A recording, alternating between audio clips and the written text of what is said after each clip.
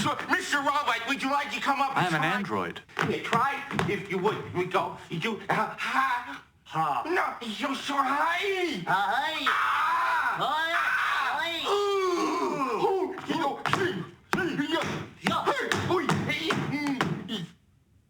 That is considered to... That is considered to be funny? Actually, you brought the house down, Tina.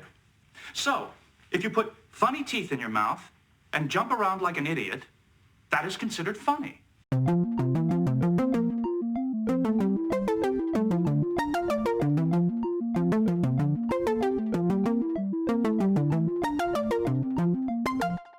Hello everyone, welcome back to Fully Functional, a TNG podcast. I'm Maggie, joined by Jeff and Dory. Yo. Jeff and I are huge Star Trek nerds. Dory's a Star Trek novice. We're going on a journey through Star Trek The Next Generation. Today we're discussing the 4th episode of Season 2, called The Outrageous Okona. And it's outrageous. I hate this episode. Just It's spoilers. crazy. Spoilers, I hate this episode. Yeah, the original air date was, December 10th, 1988. And we're going to go to Dory for the recap. Okay. Okay. Good introduction already. Yeah. In some fairness, this wasn't as annoying to rewatch as I remembered it being. Ooh, certainly was for me. Okay, I didn't hate it. It's a wild episode. It is, I mean, filler? Hello, Yeah. is that Yeah. you? Yeah, it's definitely a filler episode. Okay, so the gang, they're traveling in the Omega Sagita. I didn't pronounce that. I don't care how to pronounce that. Neither do they. System where there's twin planets that form the coalition of Medina, and they are populated by humanoid races. So, like, nah, I don't care. Meaning, we didn't feel like putting makeup on them. Yeah. Yeah. So, okay, they come across this, like, ship that's, like, having some issues. They investigate, and it's one guy. But it's one really hot guy. Played by Billy Campbell. That's right. Oh, yeah.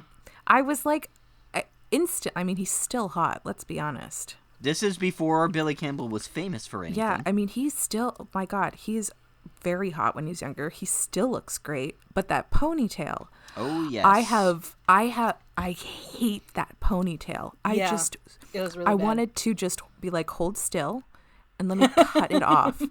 Because it would be okay if all of his hair was long, but I hated the ponytail.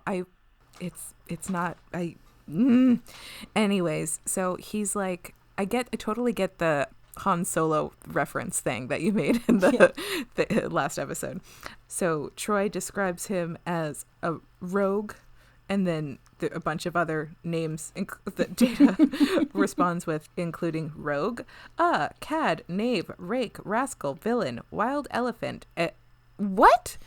Wild elephant? Wild elephant, Does this yeah. mean like an elephant is going rogue? Like it's like walking away from the group? Or is that like an actual term to describe someone like that? well, he's basically just doing like thesaurus.com right now. And like, like when you get like further on in the synonyms and it's just like, man, that's a stretch. Yeah, I mean, wild elephant, that is the stretchiest you can get. Oh, I also felt Okona looked, he reminded me of Flynn Rider from Tangled. Oh, yeah. I mean, yeah, random. All right. Also, so they bring him aboard the ship, and who is at the teleportation disk but fucking Terry Hatcher? Oh, I was hoping yeah. you'd recognize her. Yeah, of course. Young Terry Hatcher. She's adorable. He flirts with her. I mean, that's a stretch. He doesn't really flirt with her. He just kind of goes up to her and immediately says, "Hey, intercourse." Yeah. And then Riker's like, honestly, real creepy. Not creepy, but his line just was weird. Riker goes, Mr. Okona appears to have an excellent vision as well as a healthy libido. That's a really weird thing to say about someone Yep. in general. That's just. Also, I died when Okona appeared on the ship, and everybody was lined up behind each other. It was Worf, God, Riker, yeah. Data, and Wesley. That was so weird. They had that perfect shot of like everyone perfectly staged so that they're like all in a row and you can see everyone. Yeah, it was wild. But oh yeah, so then they're like, okay, you need to get this part in your ship fixed, so go with Data. And then there's a really weird conversation about like Data doesn't sexual attraction is not like his thing. It's a really weird conversation. Even though we know he's fully functional. Yeah. Data's selling himself short. And so Okona, it's essentially he's just bringing Okona to fuck Terry Hatcher. Yeah. And then we're back. We see Whoopi again, which is like really nice to see her. Except for this exchange. Okay, here's the thing. You know, I'll get back to the joke stuff later. I enjoyed the dynamic of Whoopi Goldberg and Data. Yes. Yes, for the record, I will always call Whoopi Goldberg. I will never refer to her as her character's name. Why not? Because honestly, I can't remember it other than it starts with a G. But also, I like Whoopi Goldberg. Yeah, so it basically, it's a conversation about jokes and making people laugh. And Data kind of like... his subplot is really weird because he wants to know what makes people laugh, in which somebody should have said, like, it's subjective. That's it. Yeah. People find shit funny that other people don't. And that's it. That's why, like, there's not an objective way to do it. But Data is like, yeah, let's... Then you don't have a funny way to do the episode. I mean, yeah, because we really needed him to have a discussion with the computer about the different things. To be perfectly fair, we didn't have a funny way to do the episode anyway, but they wouldn't have had an attempted funny way to do the episode. And honestly, I feel like everyone's gaslighting Data in this episode. Yeah, nobody's everybody's giving these stupid suggestions that I am not, I do not support. They keep telling him things are funny when they are very not. Some people say that words that end with K are funny. Oh, yeah, and so the Data goes to the computer and asks basically for the comic who I know his name is Ronald Moore. So like why they just didn't they made the time to make a name on the thing, but they didn't want to say his name. They just call him Mr. Comic. Okay. Oh, the name Ronald B. Moore is actually a reference to a crew member. I assumed all the names there were reference to something because people like to do that. Like it's reference to somebody who worked on TNG. Okay, I mean that makes sense. Oh yeah, but then couldn't his character just be that name then? Yeah, they could have just called him Ron. I mean it is. It's just they didn't come up with it. I guess I don't fucking. Well, they know. call him Mr. Comic instead. But anyway, so they goes into the holodeck, and Mr. Comic is played by Joe Piscopo, which I don't know what's wrong with me. I kept picturing Joe Piscopo as so much older. I know who he is. I know he was on SNL. I know he was a comedian, but is a comedian. He's not dead. But I just kept picturing like an old man. I mean, let's be perfectly fair. This was like 1988 that this was made. Yeah, but he wasn't old. No. I mean, I don't know how old he was, but I kept picturing prior to seeing him when they were like, oh, okay. That when I saw him, I recognized him, but I was like, why did I think he was really old? I know he's not. He's got to be like same age as my parents or something, but I don't know. My brain pictured him totally wrong, even though I know who he is. I guess I just haven't thought about him in a really long time. Not many reasons to. Yeah. So yeah, so Joe Piscopo gives Data some questionable advice about like men dressing as women and fish bags or something. The 80s. Yeah. This really is not helpful, but what it does lead is to then Data bringing what he's learned from Mr. Comic back to Whoopi Goldberg, and he says a joke, and the funniest part is not the joke, but it's his arms, his hand going like back at with the cigar, just his arm movements killed me. That was so funny. I think actually Brent Spiner needs to be given credit for this episode. Oh, he was Oh amazing. my god, he's the funniest thing in this episode. He is, but it's almost unintentional because it's all his acting that's carrying it. It's not the actual writing, because the writing of the actual humor is terrible. No. I think it is intentional. Like, it's intentional on Brett Spiner's part.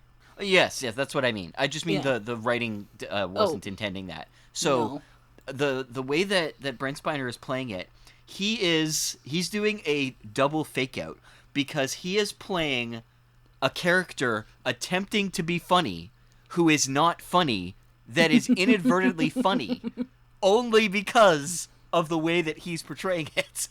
Yep. Yeah. Oh, he was so good. He did such a good job. No moment stands out more to me than the first back and forth that he and Okona had. And Oh, yes. I can't remember. Have you seen any good-looking computers lately? Is what Okona says.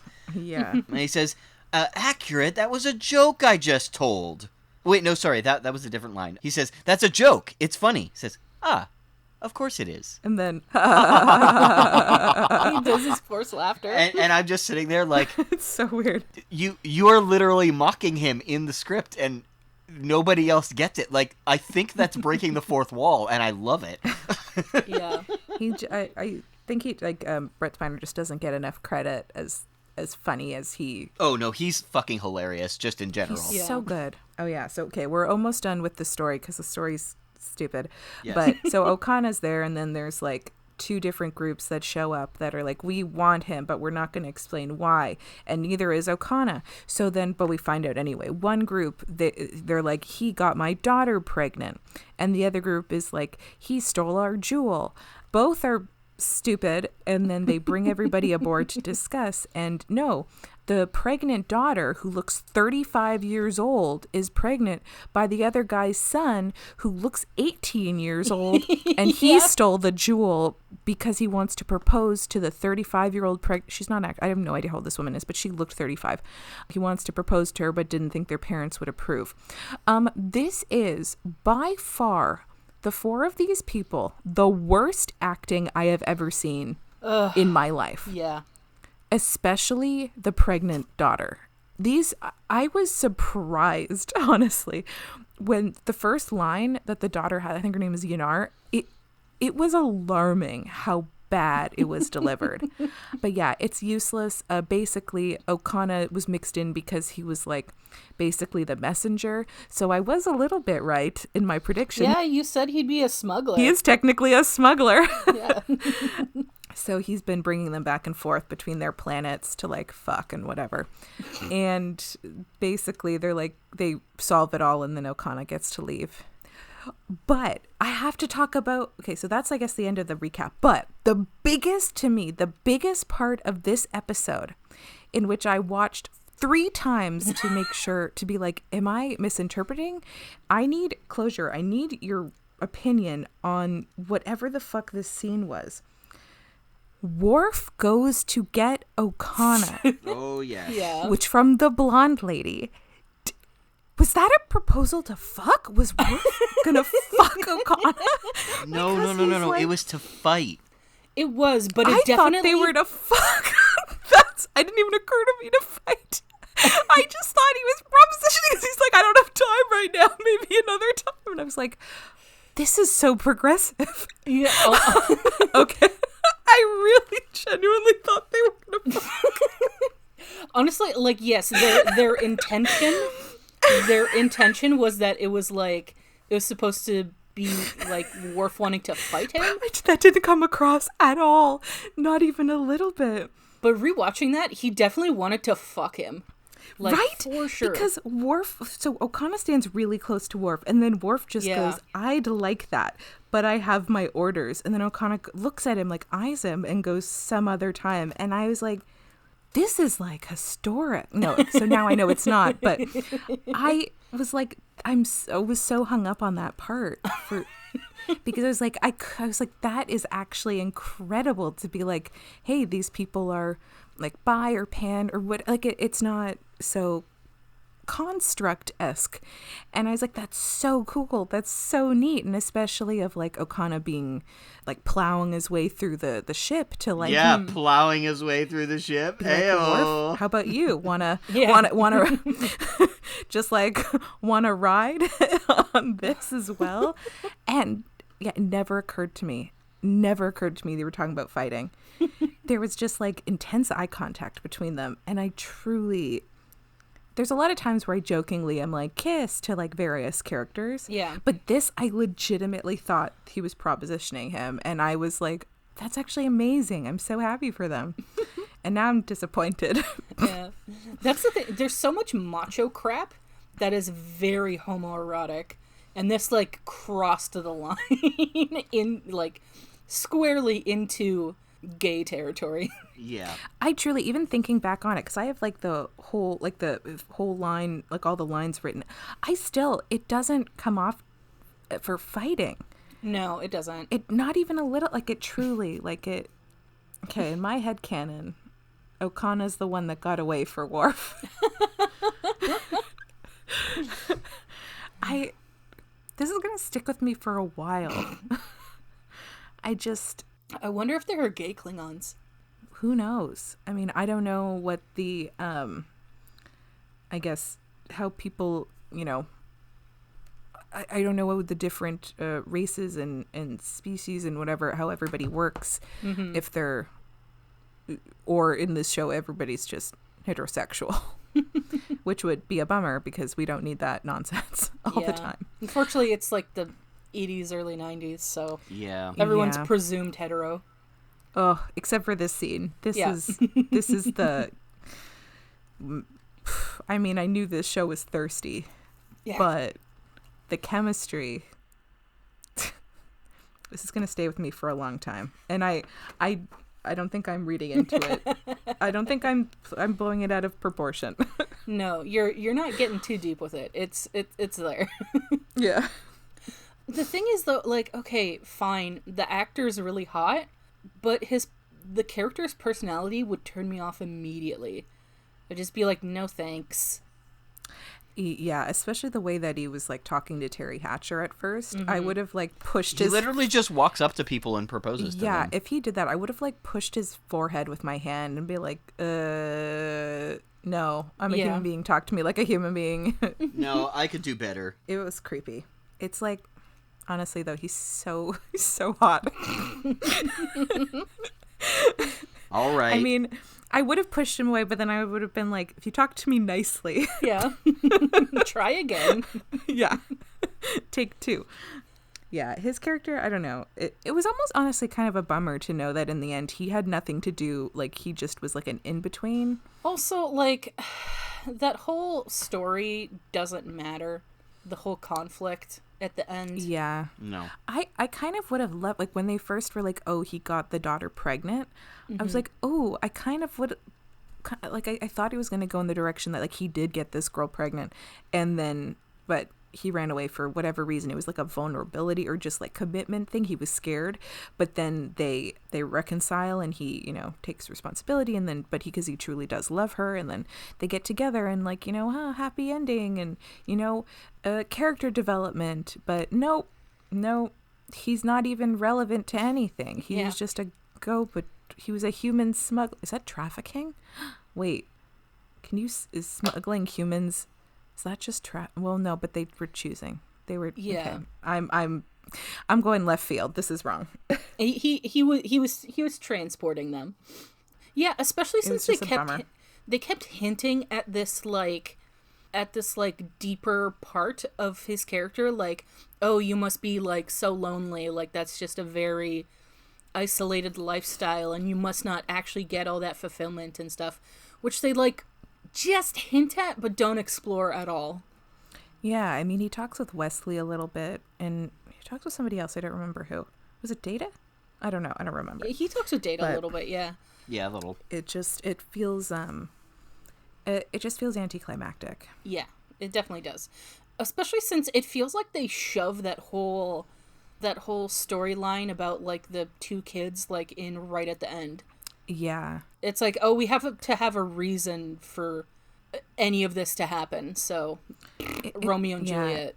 It feels like, okay, they were trying to do a last minute twist, but it doesn't work because, first of all, our main group, we're already not part of the main story. So we've taken a second guy who's also not part of the main the story, and then made these randos who have barely spoken. They're the conflict. Yep. Yeah. It doesn't matter. As hot as Okona was, he was a waste of time. Yeah. Him and his ponytail, a waste of time. I'm outraged by this episode. It's also so weird how, like, why does Okona not tell Picard what's going on? Or at least say, like, hey, there is an explanation for this, but I'm under, like, an obligation. I can't say anything. Or something along those lines. He just, like, plays it off like he actually did the stuff. Yeah, because when he's like, oh, I don't know, I'm like, oh, bullshit, he knows, but he's not saying. And now that we know what it was, it's like that's even more stupid. Yeah, because you could have totally just said what was going on. I'm so frustrated because, like, they had the potential to, like, make the story interesting, but instead, like, I don't care about this couple, this crazy age gap couple. Yeah. I swear he looks like a child and that lady looks 40. Yeah, he looks like 17 and she definitely looks distinctly older.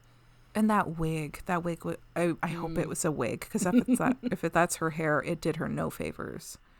Also, that was the fakest pregnant belly I've ever seen in my life. Really? I thought it looked pretty good. I was kind of into her. I did not like the hair. I'm not saying she's not pretty, but the hair was not great, and the pregnant stomach did not look. Nope, the hair is what I liked. The hair is like whatever, but I thought the pregnant belly looked decent. I think when she's standing, yes, it looked fine. When she sat down, that's where it lost me. Yeah, I guess I wasn't paying attention. Did it like fold? Did it like squish?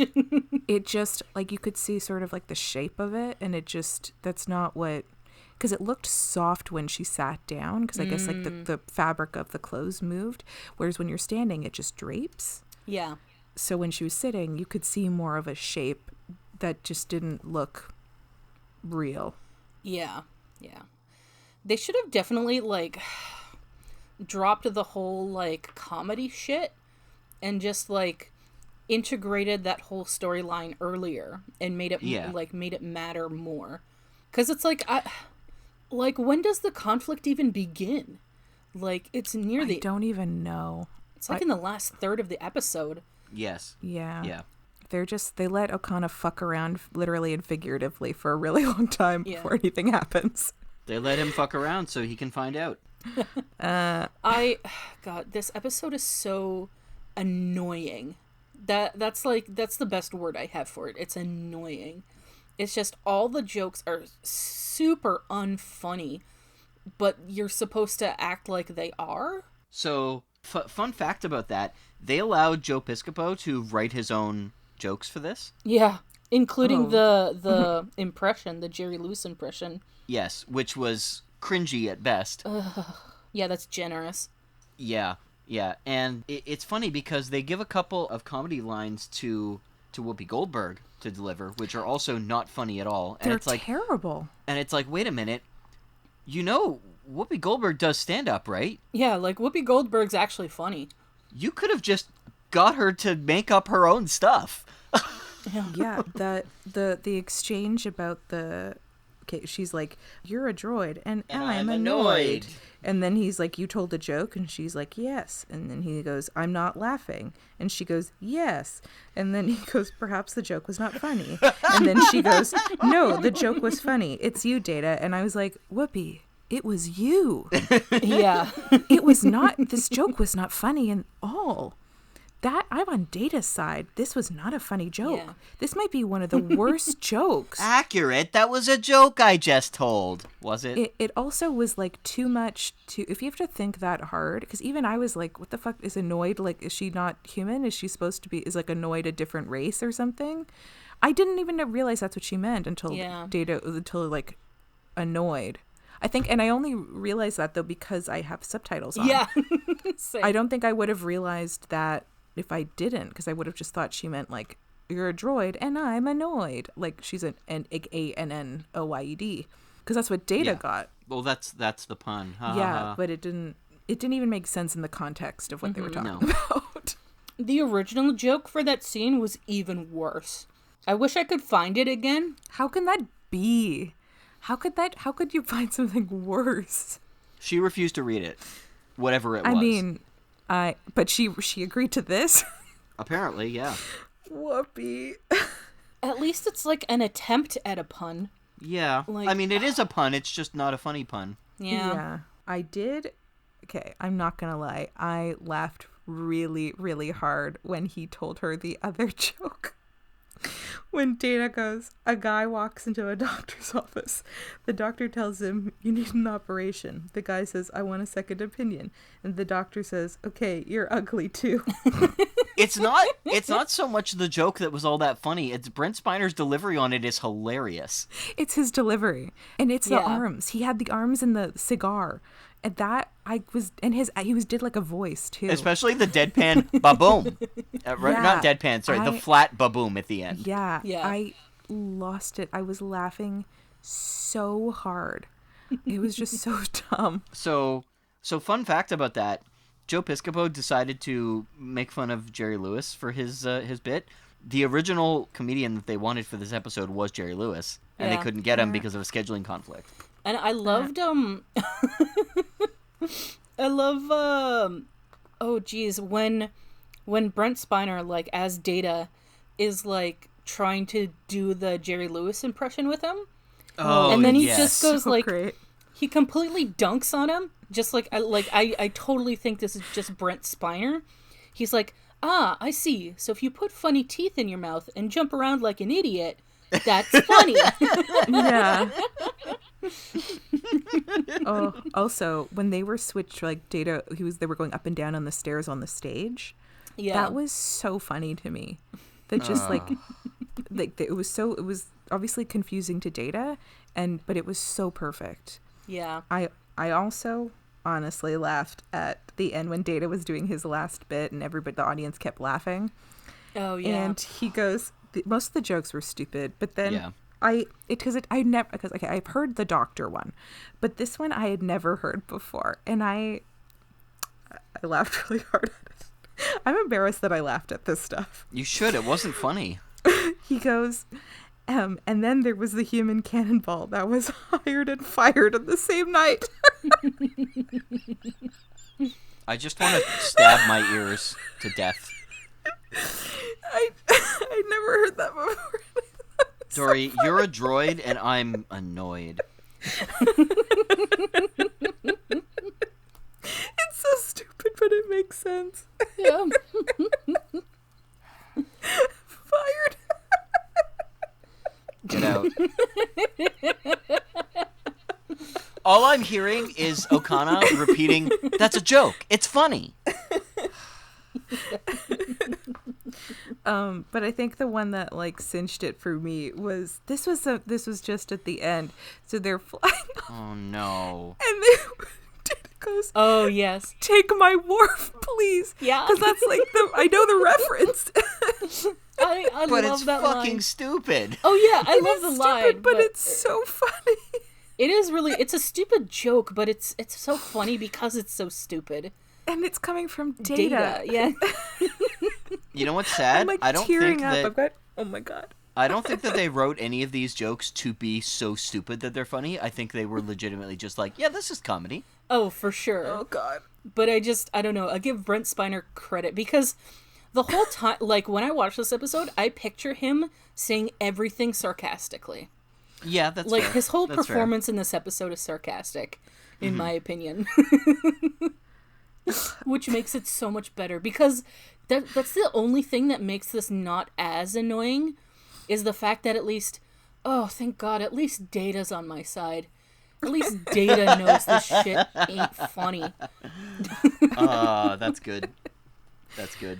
It's so stupid, but so it got me. Take my Worf, please. Please. Oh, when Okona's like talking to Data and he's like, "You don't know what a joke is?" my first response in my head was like, neither do you, dude. You, like, no one in this episode knows what a joke is. Yeah. Oh my god. And here's the thing, like, writing jokes is not, it's not easy. I think that's why, like, a lot of people there's a whole thing about, you know, I guess it's mostly men because women are not as touchy about this, but men strive to be funny and can't deal with it if they're not funny. And it's really like to be funny on purpose, and like comedians it's a hard job. Mm-hmm. And for whatever reason, people like really take pride if they think they can write comedy. That's why there's like, I see all these people like online, like on YouTube, people think they're doing these comedy bits that make absolutely fucking no sense. And then in this, it makes me appreciate the shows that I watch that do make me earnestly laugh. Yeah. Because I obviously don't have comedy writers on this show, which is why the jokes are bad. Yes. Because I don't think anybody who actually knows how to write comedy was part of this. No, including Joe Piscopo. I mean, yeah. Yeah, and the thing is, though, what frustrates me is that, like, Star Trek can be funny. Like, they're good at putting humor into an episode. But whenever they try to make it a funny episode, it just... Whenever they're trying to do, like, jokes on purpose, like, that are supposed to be jokes in universe, it never It's also lands. because... I feel like it's also because they always have to explain it. And if you have to explain your joke, then you failed. Yeah. Because it's a gut reaction. It's not like oh, wait a second. That's how... No, that's not how... Like, that's the whole... Like, the setup is, like, if you don't get the punchline, then, like, what are you... Mm-hmm. You don't get it. Like, it's not... It's, I don't know. It just... It feels lazy. Because then I feel like it's also in the show, when they're explaining the joke, it almost feels like a justification of, like, this is why it's funny, right? Yeah. So, like, especially the Whoopi Goldberg one, where the Noid and the droid thing. Yeah. They broke it down, and then once I was like, okay, yeah, no, I get it now, but it's still not funny. Yeah. It's like, I it's mean, kind of like, it gives off, like, an insecurity almost. Yeah, and I think that's also that's a lot of that's also like bring back to what I was saying before a little bit. There is a whole insecurity. I think people hold comedy up to a certain standard, and if you are funny, that is a huge asset. And if you're not funny, you have a huge insecurity about the fact that you're not funny. Mm-hmm. And so like people will do shit to try to be like, no, I'm funny, when it's like, hey, but you're not, and you just have to accept that's not your thing and move on. Mm-hmm. Because not everybody can be funny, and you know, everybody's got their, you know, you got your traits elsewhere. I mean, I'm not one of those people, but no, I'm kidding. No, but like, I mean, to be honest, I have written jokes before that worked out, but Well, you're very funny. Thank you. But yeah, it's just this. It also feels like people who write drama, they think, okay, you know, we can write a joke. We can write, so therefore we can probably figure out to write a joke. And that being able to write in drama and comedy are so fucking different. Mm-hmm. Like everything I wrote in school, when I went to film school, everything I wrote was comedy. The one time I tried to write drama, I was so mad at my work. I redid my final project twice. So I had 2 20-page scripts that my teacher was like, you didn't have to do that. And I was like, yeah, I did, because I'm so mad with what I wrote. I can't do drama. I can't do it at all. It's just, you know, different strengths. Because we know from the last episode, that was a fucking great episode. Yes. So, like, there is talent. And that was, like, I would consider that a funny episode, too. Like, yeah, I've learned with like, I mean, from the season and a bit that we've been watching, it's best when it's unintentional. Mm-hmm. When you just let the characters play, where this all feels so forced. yeah. And it's just not funny. If you have to force comedy, then it's not fun. Like, forcing something never works. Yeah. I think I've put my finger on it. It's like when it's supposed to be funny for the audience, like it's supposed to be funny just for us. I think they do a pretty good job. But when it's supposed to be funny in universe, that's where they always fail really hard. Yeah. Yeah, I can see that. Like when the characters on the show are supposed to find it funny, it's like Man, that's super, like, not funny. Yeah. It also doesn't help to just constantly be saying that's a joke. Yeah. Also, when Data's trying to get, like, comedy lessons from the guy, God. thank God he fast forwards. Yes. Yeah. To listen to all that shit. Also, I love because Data asks for, like, who's the funniest comedian of all time? And it's fucking Joe Piscopo. Oh, wait, no. At first, it's some guy who did math jokes. Yeah. Yeah, quantum in like 100 years before the series or something. It's something in the future. Yeah. So It was like 23rd century. Hold on, I wrote it down. 23rd century Stano Riga specialized in jokes about quantum mathematics, which sounds like a riot, but I mean, Well, I don't get it. I mean, this episode is all about the Outrageous Okona. Why is it we barely have anything to say about how outrageous Okona is? yeah, Yeah. where's the outrageousness? He's outrageous because he sleeps around. Ooh. Also because he is apparently roguish, as they say. Yeah. As they I keep mean- trying to remind us without actually showing. He's so annoying. He's just so annoying. I hate him. There are two debuts in this episode, actually. One of them Debuts? is... Yep. Debuts. You mean debut? No, I don't. I'm not going to speak it in fucking French. That's a hot take Yeah. for a French word. The problem with the French is they have no word for entrepreneur. Sorry.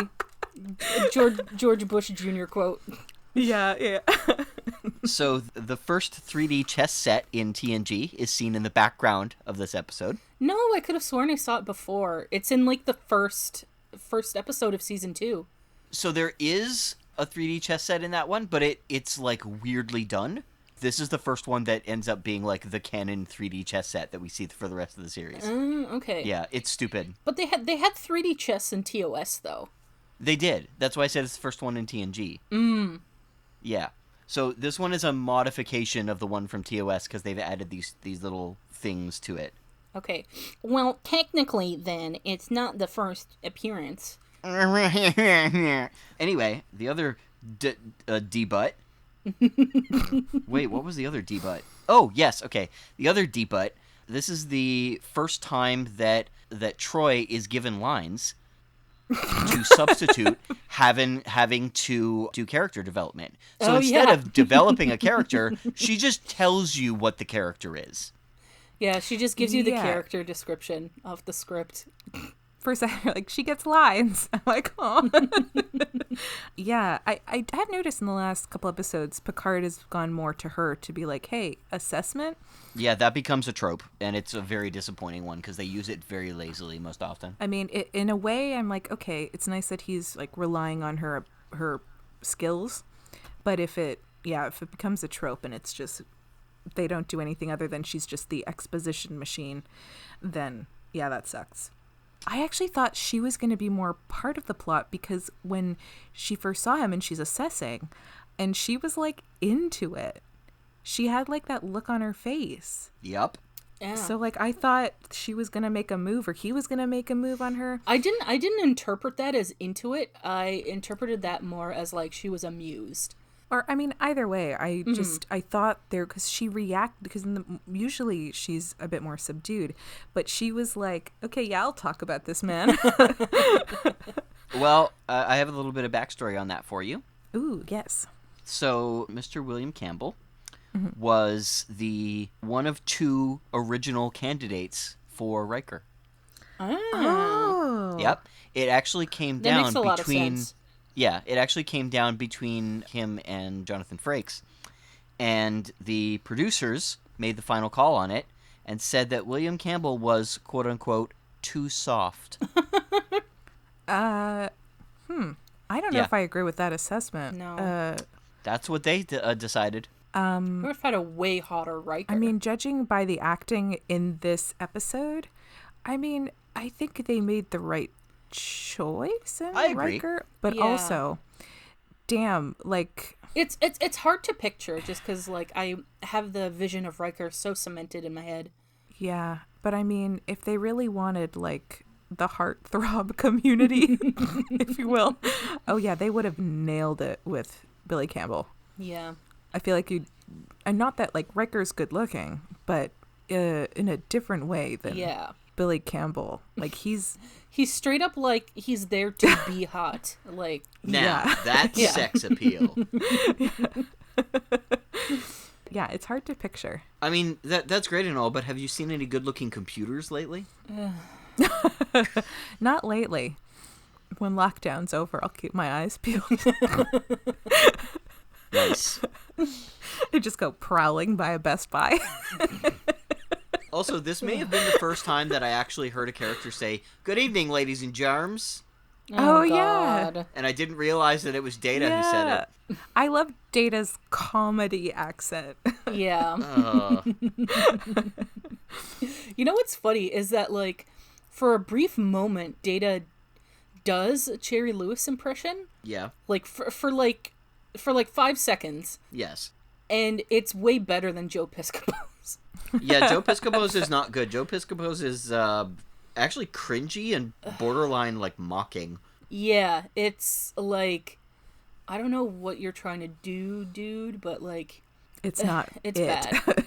Because Jerry Lewis's whole thing is, like, physical comedy. And if you are not good at the physical comedy part, then your impression is just gonna fucking fail. Yes, absolutely. You know who Data kind of reminded me of, like his comic persona? Don Rickles a little bit, minus the insults. Yeah. But like, yeah. Like a clean Don Rickles. Yeah, Nice. kind of. Except for when he goes to the take my wife. Yeah. Don Rickles had a lot of jokes making fun of his wife. Yeah. Take my Worf, please. Yeah. There's just like, it feels like there was potential, but it just died. Yeah. Just like all their jokes. I guess, like, do we have favorite moments from this episode? Plenty of them, I just hate them all. Okay.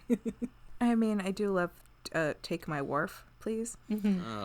Other than that, Worf's undeniable sexual chemistry with Okona, Fair, I stand fair. by it. This is the hill I'm gonna die on. Yeah, sorry, Jean-Will. Got a new ship in Workana? town. Workana. Workana. Or Yes, Team Orf. Oh my god, that's brilliant. goddamn. For the record, Maggie, you gave me a nice compliment earlier, but I need to also pass it on to these two cool cats who are fucking hilarious. No, it's true. I've been friends with you guys for a long time, and fucking hilarious. What is it about Okana that's made you sappy? I don't know.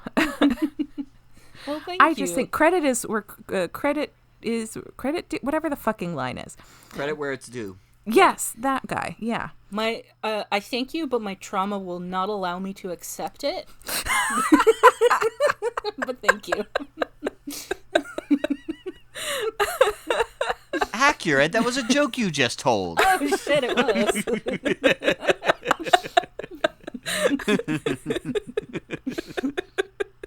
So I actually cringed at one particular moment, and that's the introduction of Okana to Wesley.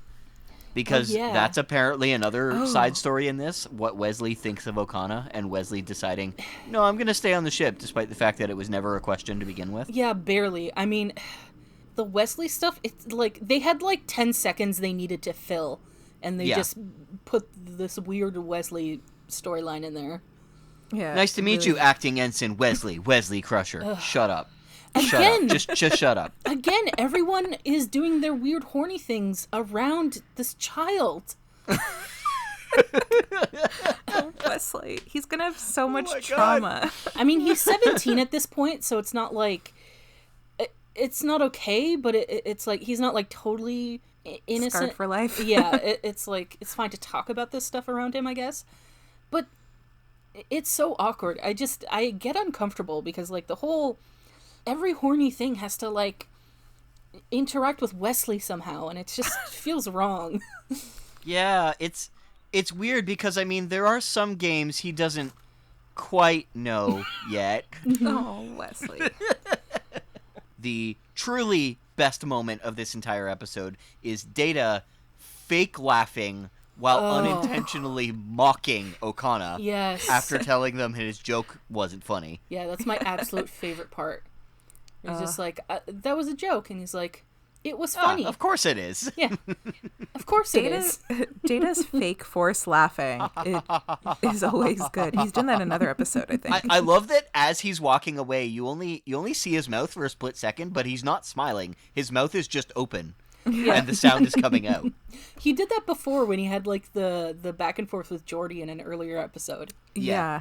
The forced laughing is so good. Also, why wasn't that woman concerned when Worf burst into the quarters and was like, "You have to come to the bridge now," and she's just like, "Oh, but I'm stroking his dick. Come on." Like, I'm sorry, you're not afraid of the head of security? I mean, respect his authority. She's on a starship. She must be used to like people getting called away suddenly, like all the time. Okay, this isn't being called away suddenly. This is the head of security showing up and yelling that you have to come to the bridge now, angrily. Yeah. And she was just like, but his dick. Yeah.